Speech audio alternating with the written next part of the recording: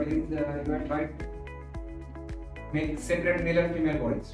So that is there is one child body as well. So everything is going to change in child as compared to we are studying the anatomy. So that is also a good thing. We are seeing the skeletal system, muscular system. I think we are satisfied with that. Okay, so that is really a good thing. The facility that we can rotate. That is again one more advantage because we can't show the student the anatomical place by rotating the cat. Yes, that is totally. Yeah, we can see the place from all the sides. Okay, so that is also a good thing. We can see cross sections at any point.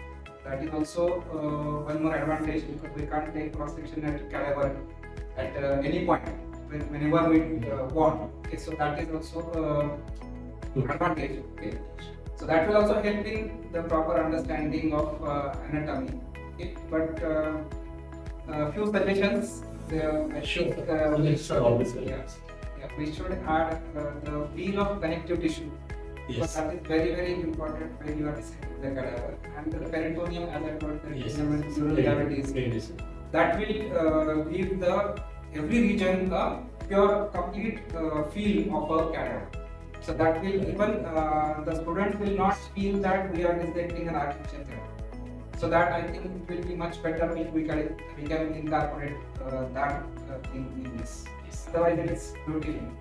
Thank you, sir.